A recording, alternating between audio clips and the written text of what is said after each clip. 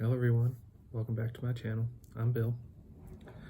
Today's video is going to be a campaign update for the Wednesday campaign, and this was the adventure we played the week before Christmas. And this is the first one continuing the actual campaign outside of the holiday updates. So the party was fighting a couple of ghost scorpions and a what's it called? A bone devil. And the party, the players, me included, had just lost one of the players unexpectedly before the holiday games took place. So I had to figure out what I was going to do to kind of handle the situation in the actual campaign. And what I came up with was I was just going to pull them straight out of that combat with no explanation and drop them into a new location. Still same dungeon, still same setup, just new location, and have them figure it out from there in a fun way. So each player, out of the 3 players I have, each player had one of their 2 characters awaken in a hallway that's covered in blood, like for the whole length of the hallway, and they themselves are covered in blood. They have all their stuff. They are not injured any more than they were from the previous combat. And they each head down the hallways. It comes to a crossroads where they meet the other half of the party unconscious in the center of the crossroads, covered in blood. As the party's waking everybody up, starting to figure out what's going on and what to do next, they hear some slopping noises coming down one of the corridors, and they see a big thing of blood just moving down the corridor.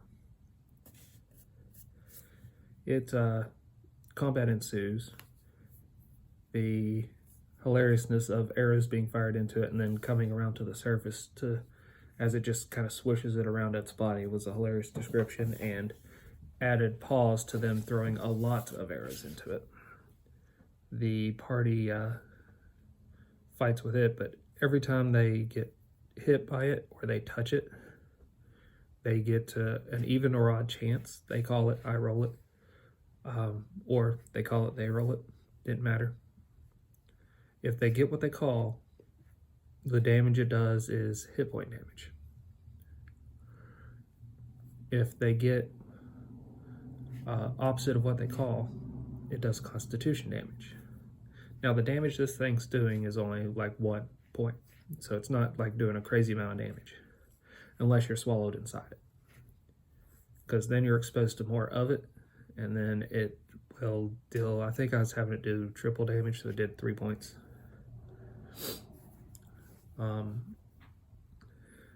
But it's an ooze for anyone that wants to kind of use this thing. I gave it like 30 hit points and an AC of 5. They had no problem hitting this thing.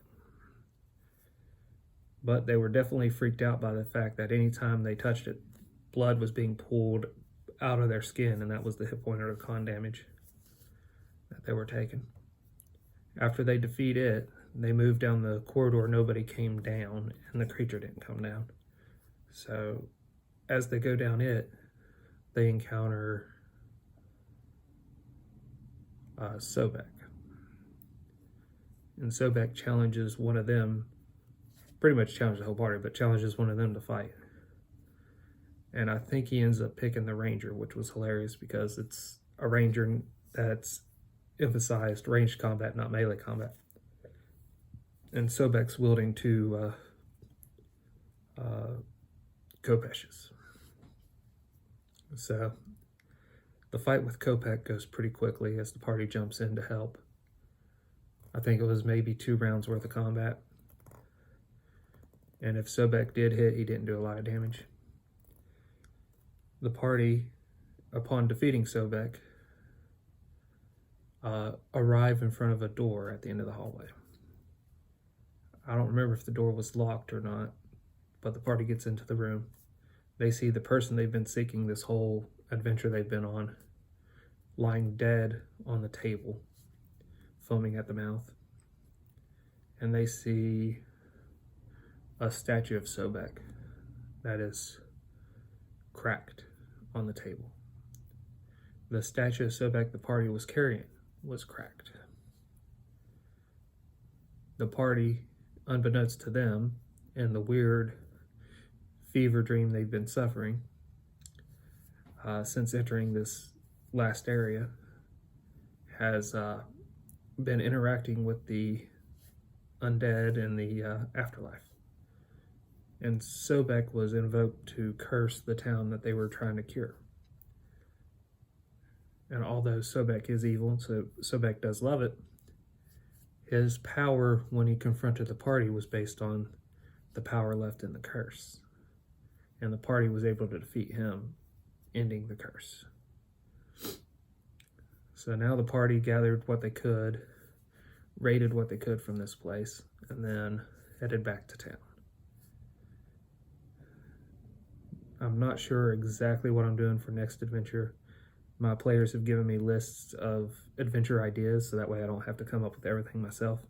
Just things that their characters would be interested, or things that'd be fun to do. I'm going to go and pull a handful of them and start prepping those.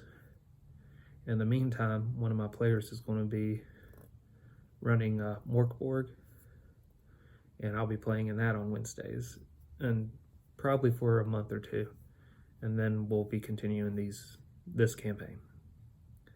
Well, until we meet again.